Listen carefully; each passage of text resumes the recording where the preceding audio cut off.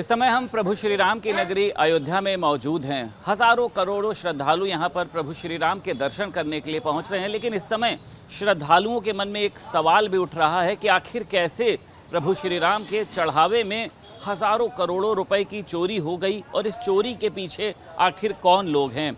प्रभु श्री राम तो उनको जो है दंड देना है वो ज़रूर देंगे, लेकिन क्या वाकई में कानून भी अपना काम करेगा और श्रद्धालुओं की अब क्या आस्था में भी कोई फ़र्क आया है। कुछ लोग हमारे साथ मौजूद हैं।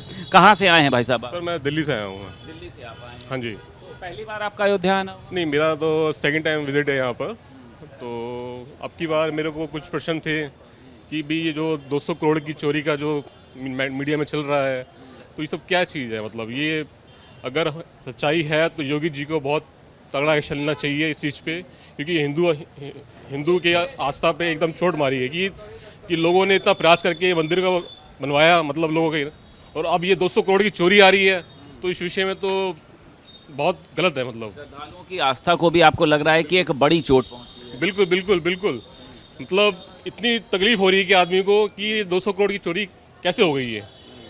तो योगी जी ने इसका मतलब पहले से इंतजाम नहीं किया था, तो इस विषय में हमारे बहुत तकलीफ है। तो मैं आया हूँ अयोध्या घूमने, तो मैंने बहुत लोगों से भी पूछा कि ये सच्चाई है, तो लोगों ने कहा कि भाई कुछ है, तभी मीडिया में आया इतना बात। तो इस वजह से हमें आपको लगता है कि कड़ी कार्रवाई जो है वो होनी चाहिए और जो भी इसमें दोषी हैं उनको सज़ा मिलनी चाहिए? नहीं, बिल्कुल बिल्कुल, योगी जी को इस मामले में बहुत सख्त से सख्त कार्रवाई करनी चाहिए। योगी जी को इसमें हर पब्लिक साथ देंगे, योगी जी को बिल्कुल करना चाहिए। और लोग भी हमारे साथ यहाँ पर मौजूद हैं। भाई साहब, आप लोग यहीं के ही रहने वाले हैं? ये भाई साहब, अच्छा, नहीं थोड़ा आप यहीं अयोध्या के ही रहने वाले? जी हम लोग अयोध्या निवासी है। अच्छा, अयोध्या। ये बताइए, ये जो ये खबर एक सामने निकल कर आई, आप मतलब इसमें मानते हैं आप वास्तविकता है इसमें? ये वास्तविकता है ही है जो है, इसमें कहने वाली कोई बात नहीं है कि जैसा आप देख भी रहे हैं और न्यूज़ में भी आप सुन रहे हैं कि राम मंदिर में जिस तरीके से हुआ है चोरी का वारदात, और आज भी चल रहा है वही चीज़। अभी भी वारदात अभी भी हो रही चल रही है वही चीज़ें। ये तो बड़ी आप बात बोल रहे हैं। अब तो सीसीटीवी बढ़ा दिए गए हैं, जांच बढ़ा, SIT की जांच रखी हुई है, उसके बाद से कुछ मामला थमा हुआ, लेकिन अभी आप जब बैकग्राउंड इसका निकालेंगे तो आपको समझ में आएगा कि एक एक चीज़ों की रसीद या एक एक चीज़ जो भी यहाँ से धातु गायब हुआ है वो कहाँ गया है, किसके थ्रू और कहाँ गया हुआ है। 8 नामजद बनाए गए हैं। उनके घर वालों भी कह रहे हैं कि एकाएक संपत्ति में इजाफा हुआ। कुछ लोग कह रहे हैं फंसाने का प्रयास किया। जो इंसान 10,000, 20,000, 25,000 रुपए की नौकरी कर रहे हैं और उनके पास अचानक इतना पैसा कहाँ से आ जाएगा। तो इसमें आपको ये भी आप मानते हैं इस बात को, और भी मास्टरमाइंड है महज ये तो मतलब बहुत छोटी कड़ी हो गई? इसके बारे में तो आपको SIT ही बता सकती है, ना उसके बारे में आप कुछ कह सकते हैं ना हम कह सकते हैं। जांच बैठी हुई है, जांच के बारे में जो योगी जी का फैसला होगा, SIT का फैसला होगा, वो तो दूध का दूध और पानी का पानी है। आपको हुआ भाई साहब, आप मानते हैं ये चीज़ गलत है? अयोध्या प्रभु श्री राम की नगरी, आस्था। अब तो श्रद्धालु भी आपसे पूछते होंगे भैया ये क्या हो रहा है अयोध्या में? भाई हम लोग तो यहाँ के दुकानदार हैं, वो तो सीधे आके कहते हैं कि वो तो मंदिर की आस्था देखते हैं और यहाँ के लोगों को देखते हैं।